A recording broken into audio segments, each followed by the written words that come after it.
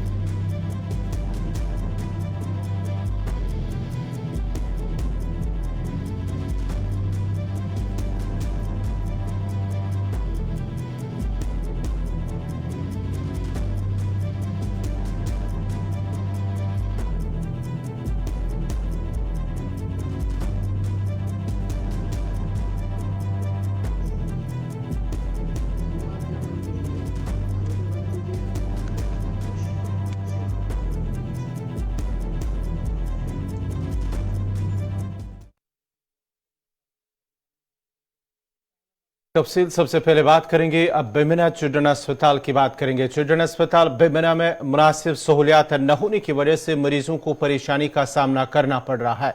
अस्पताल आने वाले मरीजों और तीमारदारों का कहना है कि अस्पताल में कोई फार्मेसी मौजूद नहीं है और जीबी पंथ की तरह ही काउंटर एक ही है, जिसकी वजह से मरीजों को टिकटों के वसूल के लिए घंटों लाइनों में इंतजार करना पड़ रहा हो और फिर इलाज के लिए डॉक्टरों का भी इंतजार करना पड़ रहा है, जिसकी वजह से उन्हें मुश्किलात का सामना करना पड़ रहा है। उन्होंने कहा कि अस्पताल में भीड़ कम करने के लिए कोई मंसूबा नहीं है।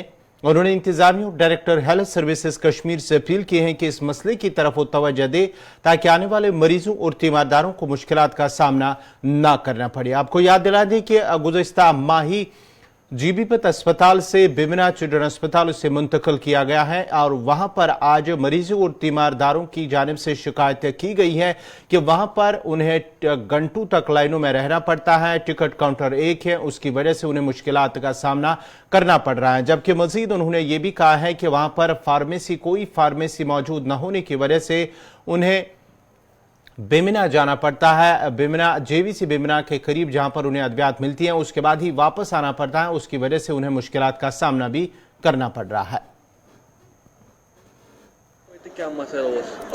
पोशकर पे आज वो 3 दो बच्चस गसान लूज मोशन वाह सुबह 9:30 पे रोज खड़ा अत हिसाब न दिवान अंदर त्रान तो न कह लान यीचा जेठ 1.5 घंटे गो मे लान मज अंदर लग बे 1.5 घंटे मे पता डॉक्टर अत कह किन कहें योर ये गोस ब्या पुल अना ये क्रॉस कर सड़क 2 लट गए गाड़ तल दवा दुकान सह जेवीसी अपार थोमुत अंदर कहीं गोस तो दवा शाखा कह फैसलटी हस्पताल बड़ बड़ दुनिया बोड़ हस्पताल मगर अत फैसलटी कह अंदर अंदर कन कुर्सी पे सह कर क्रेक क्रेक बूझ मोल ती लूज मोशन 3 दो गई तमिस पकान सिर्फ आब अत पेशेंट 100 खंड वह अंदर कन नबर कन 2-3 हाथ खतरनाक कमी अगर डॉक्टर सोब अत कत यीज भीड़ गवर्नमेंट अपील कर डॉक्टर सोब त गुतुल नर्स त भीड़ गई खत्म बड़ बड़ हस्पताल अमुक फायदे वात दुनिया मगर अत मह डॉक्टर 2-4 मे बसान अत अंदर बे महाराष्ट्र के नासिक में एक सड़क हादसे में 11 अफराद हलाक और मुतअद्दिद जख्मी हो गए। हादसे में जान की बाजी खाने वालों में 10 बालिग और एक बच्चा भी शामिल है। नासिक पुलिस ने हादसे की तस्दीक करते हुए कहा कि गुज़िश्ता रात नासिक में एक बस में आग लगने से कम से कम 11 अफराद हलाक हुए हैं, जबकि लाशूर जख्मियों को अस्पताल ले जाया गया। हादसा नासिक औरंगाबाद हाईवे पर हुआ है। बस औरंगाबाद से नासिक जा रही थी कि इसमें आग लग गई। फिलहाल जख्मियों को अस्पताल ले जाया गया, जहां उनका इलाज चल रहा है। जख्मियों को सिविल अस्पताल और प्राइवेट अस्पतालों में रेफर किया गया। खदशा जाहिर किया जा रहा है कि हादसे में जान बाख होने वालों की तादाद में इजाफा हो सकता है। फायर ब्रिगेड की टीम ने मौके पर पहुंचकर आग पर काबू पा लिया और पुलिस ने रेस्क्यू ऑपरेशन शुरू किया है। यहाँ पर जो नासिक में हुई दुर्घटना, जो हादसा है, बहुत दुर्भाग्यपूर्ण ये दुखद घटना हुई है। इसमें 11 लोगों की मृत्यु हुई है और कई लोग घायल है। सुबह से ही मैं कलेक्टर हो, कमिश्नर हो, उनके संपर्क, सिविल सर्जन है, उनके संपर्क में मैं था और उनको सूचना दी हुई थी कि प्राथमिकता जो है, जो घायल है उनको ठीक कराने में, उनके ऊपर ट्रीटमेंट कराने के लिए प्राथमिकता दी जाए और ज़रूरत पड़े तो बड़े अस्पताल में दाखिल किया जाए। वैसे कई लोग जो गंभीर है उनको बड़े अस्पताल में दाखिल किया गया है और उनको पूरी तरह हमारा जिला प्रशासन मॉनिटर कर रहा है। बिल्कुल शासन उनके साथ है और जो मृतक है उनके परिवारजनों के शासन ने 5 लाख रुपए मदद देने की भी घोषणा की है और जो घायल है उनका पूरा खर्च जो है उपचार का वो शासन करेगा। ये बहुत बड़ा हादसा है, दुर्भाग्यपूर्ण दुर्घटना।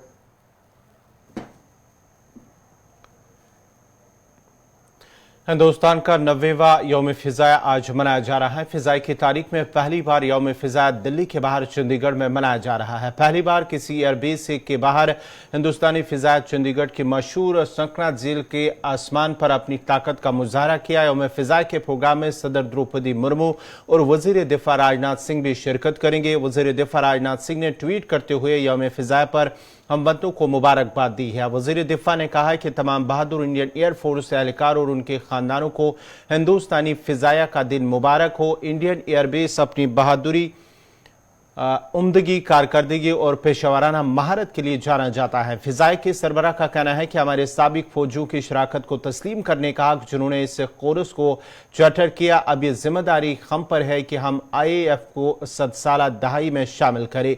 हिंदुस्तानी फिजाई के सरबराह air chief marshal VR Chaudhari ने आज एयरफोर्स में तमाम किस्म के जदीद तरीन हथियारों के निज़ाम को संभालने के लिए नई वेपन सिस्टम ब्रांच के क़याम का ऐलान किया है, जिसके नतीजे में 3,400 करोड़ रुपए की बचत भी होगी।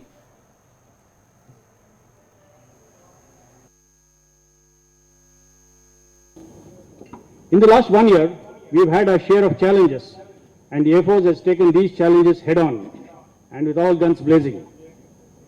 Continued deployment along our borders, HADR operations, or rescuing stranded Indians from conflict zones. We have seen the entire spectrum of roles and tasks laid down for the Air Force being undertaken. We are well and truly prepared to take on everything that comes our way, and the credit for that goes to all of you. The traditional domains of land, sea and air have expanded to include space and cyber. We are increasingly seeing the convergence of all these domains into one continuum in the form of hybrid warfare. The use of non-kinetic and non-lethal warfare to supplement kinetic means has changed the way wars will be prosecuted. Therefore, conventional systems and weapons will need to be augmented by modern, flexible and adaptive technology. Technology has given us the wherewithal to be innovative. We need to accept the fact that tomorrow's conflicts cannot be fought with yesterday's mindset. To be able to execute all missions in an environment of denial will increasingly be the basis of our training in the Air Force. Keeping this in mind, there is a need to plan for integrated and joint application of combat power. The key to success in multi-domain operations is to have flexible, robust, redundant command and control structures, which will allow a joint force to dominate across the domains. No single service can win a war on its own. Work is in progress to enhance jointness amongst the 3 services. The theme for this year's anniversary celebrations, Indian Air Force, Transforming for the Future, is very apt and highlights the Indian Air Force's need to redefine, reimagine and recalibrate to transform into a contemporary and future-ready force. Our fighting potential has to be sustained over the years through the induction of new generation fighters, AWACS, AWC and flight refueling aircraft. We have initiated necessary steps to ensure our fighter squadron strength remains at the desired level. Indigenous development of 6 AWC Mark II has been sanctioned, and we are actively pursuing the acquisition of I-Star, UAVs, counter-UAS technology, and also strengthening our networks. Modern armed forces have to be sufficiently self-reliant to ensure minimum disruptions. Towards this, Atmanirbharta and Make in India is a step in the right direction. Our indigenous operational network, AFNET, the backbone of all air operations, the ISCCS, one of the largest maintenance management protocols, the EMMS, and the fact that we are completely paperless in our offices through the e-office application is a testimony to our commitment towards becoming self-reliant. The light combat aircraft, advanced light helicopter, Akash, Astra, and BrahMos are a few examples of the indigenous hardware that has already been inducted and operationalized. We have also signed a contract for 83 LCA Mark 1A and are fully committed to the development of the LCA Mark II and the AM. Petroleum और कुदरती gas के मरकजी वजीर HS. Puri ने कहा है कि अगर आप अपनी पॉलिसी के बारे में वाज़ेह हैं तो आप जहां से चाहें खरीद की मुझे कोई तनाज़ा नज़र नहीं आता है। ओपेक में ऐसे ममालिक हैं जो हमें बेचते हैं, उन्होंने कभी मुड़कर हमें नहीं बताया कि वो हमें बेचना नहीं चाहते। अगर आप हिंदुस्तान और चीन को फरोख्त नहीं करते तो बहुत बड़ी मार्केट्स बाकी नहीं रहेंगी। India will buy oil from wherever it has to, for the simple reason that this kind of a discussion cannot be taken to the consuming population of India. I mean, just imagine what has happened, the kind of dislocation and chaos you have in some countries. I don't want to list any, but let's say in India's vicinity, where for the love of money, there is no energy. And we have ourselves, in one particular case, extended assistance up to $4 billion, and a lot of that is in energy. So we have a moral duty to supply to our this thing. Now, very often people don't understand how the oil trade takes place. Now, if I have to buy, let's say, crude from a very far distant place, where the cost of the icebreaker has to go in, and the discount doesn't work out to very much. For us, it's much easier to buy from a proximate point, let's say, in the Gulf. Now, the oil markets will play. We have a large market, and if we have to play the market card to choose, make no mistake on this. I think everybody has to realize the producer has the sovereign right to decide how much quantity they want to release. They say that doesn't affect the price. It's their judgment. I would respectfully submit that I have a different view. If you release quantities which are much shorter, it will result in, driving up prices, which in turn exacerbates the inflationary situation, and which will in turn result in deepening the recessionary condition. And make no mistake, large parts of Europe today, I don't want to name countries, I don't see any conflict. There are countries in OPEC who sell to us. They've never turned around and told us that they don't want to sell to us.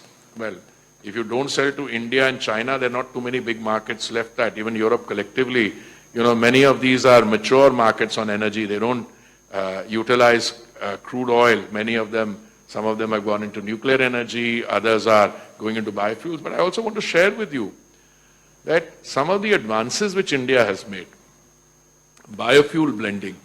When I was ambassador to Brazil, we tried very hard, the central government tried very hard to introduce 5% ethanol blending in 15 of our states and union territories. We couldn't get it done, for whatever reason.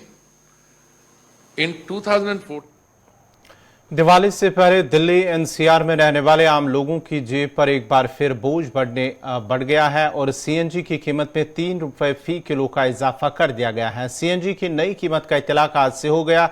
नई कीमत लागू होने के बाद दिल्ली में CNG की कीमत 75 रुपए 61 पैसे और इससे बढ़कर अब ये 78 रुपये 61 पैसे हो गई हैं। साथ ही नोएडा, ग्रेटर नोएडा और गाजियाबाद में सीएनजी की नई कीमत 81 रुपये 17 पैसे हो गई है। एक हफ्ते के दौरान सीएनजी की कीमतों में दूसरा इजाफा है। इस माह के शुरू में 3 अक्टूबर को सिटी गैस डिस्ट्रीब्यूशन कंपनी महानगर गैस लिमिटेड ने सीएनजी की कीमत में 6 रुपये फी किलो इजाफा किया था। इसके अलावा पाइप्ड कुकिंग गैस की कीमत में 4 रुपये फी यूनिट का इजाफा किया गया। दूसरी जानिब रियासत के सरकारी मुलाजमीन को दिवाली का बोनस का तोहफा मिलने वाला है। रियासती हुकूमत ने दिवाली बोनस देने की तैयारी शुरू कर दी और इस सिलसिले में जल्द ही ऐलान किया जा सकता है। मुख्तलिफ महकमों की तकरीबन 1,20,000 मुलाजमीन दिवाली बोनस के अहल है। रियासत में सरकारी मुलाजमीन को फिलहाल 34% महंगाई अलाउंस मिल रहा है और 4% इजाफे के ऐलान के बाद यह बढ़कर 38% हो जाएगा। बताया जा रहा है कि महंगाई अलाउंस में इस इजाफे का फायदा रियासत के तमाम सरकारी मुलाजमीन और पेंशनर्स को मिलेगा। वाज़ेह है कि हुकूमत रियासत के सरकारी महकमों में काम करने वाले 4800 ग्रेड तक के सरकारी मुलाजमीन को हर साल दिवाली पर बोनस देती है। इसकी तजवीज़ महकमे खजाना ने तैयार की है और इस सिलसिले में तजवीज़ तैयार कर ली गई है।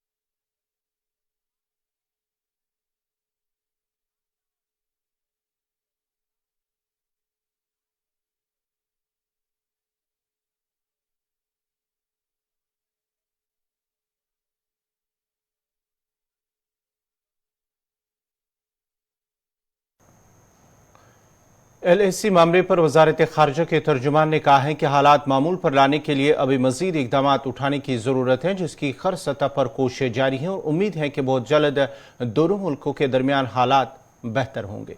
हम जो कह रहे हैं, हमारा जो जिस तरह से हम देखते हैं वहाँ के डेवलपमेंट्स ऑन द LAC, इसके बारे में तो आप जानते ही हैं। हमने कह रखा है कि डिसएंगेजमेंट, डीएस्केलेशन, इस तरह के क्या स्टेप्स होने चाहिए। हमारे एक्सटर्नल अफेयर्स मिनिस्टर ने भी इसमें कमेंट किया था, इनफैक्ट उनके फॉरेन मिनिस्टर भी आए, तब भी हम यही कह रहे हैं पूरी नॉर्मलसी के लिए कुछ स्टेप्स ज़रूरी हैं। वहाँ तो हम बिल्कुल नहीं पहुँचे हैं, पर हम चाहेंगे कि वो पूरा सीक्वेंस रहता है कि डिसएंगेजमेंट हो जाए, डीएस्केलेशन हो, फिर बॉर्डर पे नॉर्मलसी हो, ताकि हमारे ओवरऑल रिलेशनशिप में कोई रेगुलरिटी या नॉर्मलसी जो आ पाए। अभी वहाँ तक नहीं पहुँचे। अभी हाल ही में आपने देखा होगा हमारे सीनियर वरिष्ठ अधिकारियों ने यही कहा है कि वो तो आई थिंक ऐसा कहना करेक्ट नहीं होगा। सिचुएशन अभी उस तरह से मैं उसको नहीं कहना चाहूँगा कि नॉर्मल है। इसमें कुछ पॉजिटिव स्टेप्स हुए हैं, पर अभी भी कुछ और स्टेप्स बाकी हैं। EM ने जैसे कहा था, रिसेंट जो डिसएंगेजमेंट PP-15 से हुई थी, वाज अनदर स्टेप। गुंडकमाल लंगेट के लोगों ने शिकायत करते हुए कहा कि गुंडकमाल में कायम गवर्नमेंट अपर प्राइमरी स्कूल की इमारत खस्ता हो चुकी है और स्कूल में जगह की कमी की वजह से यहां जेर तालीम बच्चों को सख्त मुश्किलात का सामना करना पड़ता है। उन्होंने कहा कि स्कूल में जगह की कमी के साथ साथ वाशरूम और ग्राउंड न होने की वजह से बच्चों को कई दुश्वारियां पेश आ रही है। मकामी लोगों ने इंतजामिया से अपील की है कि गुंडकमाल में गवर्नमेंट अपर प्राइमरी स्कूल की ओर तवज्जो दी जाए ताकि जेर तालीम बच्चों का मुस्तकबिल तारीख न हो।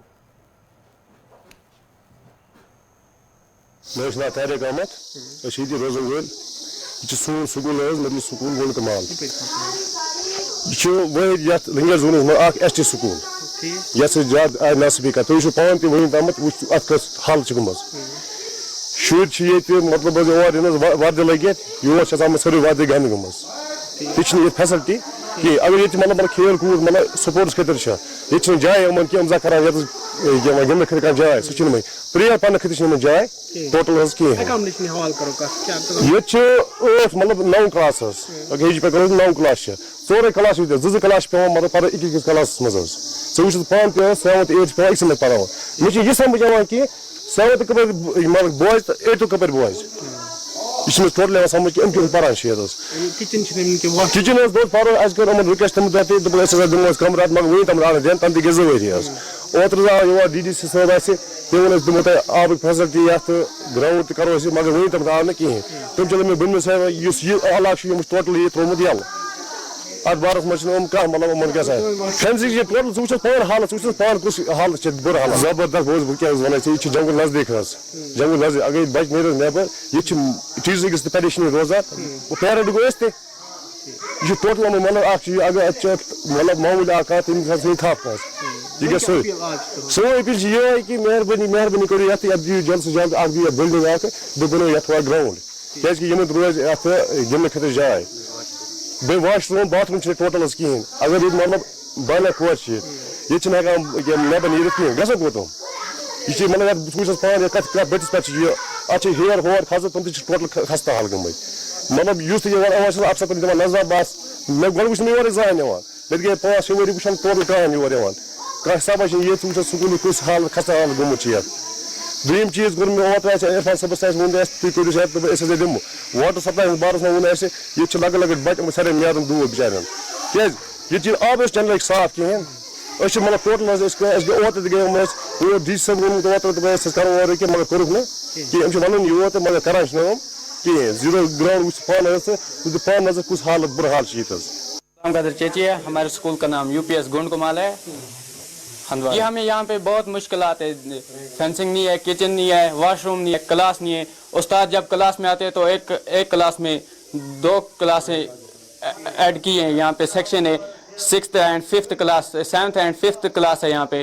तो एक क्लास को ऑफिस में जाना पड़ता है, फिर एक उस्ताद यहाँ पे पढ़ाएगा, फिर आधे बच्चों को वहाँ जाना पड़ता है। हाँ, समझने में मुश्किलातों का सामना बहुत मुश्किलात होती है बच्चों को समझ। छुट्टी तो नहीं करनी पड़ती है। Yes sir. तो क्या कहेंगे आज LG साहब से, DC साहब से, ZDO साहब से क्या रवैया अभी? हमारी LG साहब से, DC साहब से, ZDO साहब से यही गुजारिश है कि हमें यहाँ पे क्लास की बहुत मुश्किलात है। हम इनसे गुजारिश करते हैं कि हमें क्लासरूम चाहिए और वॉशरूम और किचन चाहिए, मेहरबानी करके।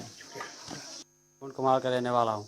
स्कूल में इस तरह की मुश्किलात हैं कि हम टॉयलेट जाते हैं, वहाँ हमें जंगल में जाना पड़ता है। और इसलिए मैं गुजारिश करता हूँ DC साहब से कि हमें बिल्डिंग चाहिए, वॉशरूम चाहिए, किचन नहीं है हमारे पास, हमें किचन चाहिए। और पानी की किल्लत है हमारे पास, फेंसिंग नहीं है ना। हाँ, उस्ताद किराम को मुश्किल होता है, 3 क्लास एक ही क्लास में पढ़ाना पड़ता है, फिर आधे बच्चों को बाहर जाना पड़ता है। त्राल नाज़नीनपुरा से पनर जाने वाली राबता सड़क की खस्ताहाली आवाम के लिए बाइस अज़ाब बनी हुई है। मकामी लोगों का कहना है कि ये सड़क पनर तक जाती है, जहाँ मौजूद डैम को देखने के लिए दूर दूर से लोग आते हैं, जबकि इस रास्ते से ज़रूरी कारोबार करने वाले अफराद को भी सख्त दिक्कतों का सामना है। मकामी लोगों के मुताबिक सड़क की खस्ताहाली से इस सड़क पर ट्रांसपोर्ट नहीं चल रहा है और लोगों को सेब या घास घर ले जाने के लिए घोड़ों का इस्तेमाल करना पड़ रहा है। मकामी लोगों के मुताबिक उन्होंने बार बार सड़क की तजदीद और मरम्मत के लिए इंतजामिया से राब्ता किया, लेकिन अभी तक इस ज़िम्मन में कोई इकदाम नहीं उठाए गए। उन्होंने महकमे R&B और इंतजामिया से मुदाखलत की अपील की है।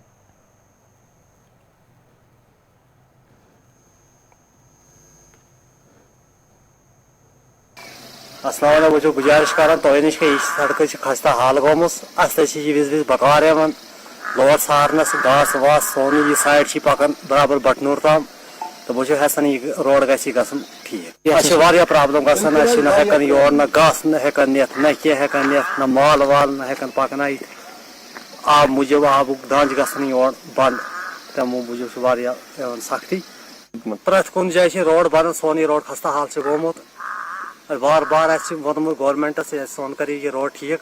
विज विज बकार सोन मालस घासस योर हेकान लोड खड़ित कह प्रॉब्लम गसन गाड़ वाल नुकसान गसन तो मेहरबानी कर यह रोड सोन गसन बराबर बटनूर तम कम्प्लीट। मे नाव अब्दुल मजीद डार रोजान मंदूरा त्राल मंदूरा नम सड़क खस्ताहाल हाई पे ज्यादा पान पनर तान सही खस्ताहाल बे गामस मज तह कोचा सही खस्ताहाल तथ वन अकिस पहल कोचा सह सही खस्ताहाल तथा बन पकुन कदम न त्रावन गाड़ी गस यपर पकन शूब गाड़ियों सि सड़क गई तबाह गाड़ी ना पकान कह जमीन ज़रात मगर अत वह नमो गाड़ियों सत रोज न शूबा कहें क्या गाड़े वाच माल त पे तथम चीज त पे ये रोज न शूबा कहें ना वन तक आवे अस नश मे वुच कहीं तो तव मूजूब वनकस बह कर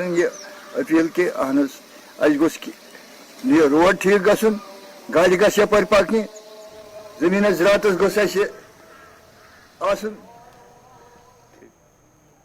नाज़रीन, इसी के साथ ही उर्दू खबरनामा इख्तिताम पज़ीर हुआ चाहता है। अपने मेज़बान गौहर कुछ को इजाज़त दीजिए। अल्लाह हाफ़िज़।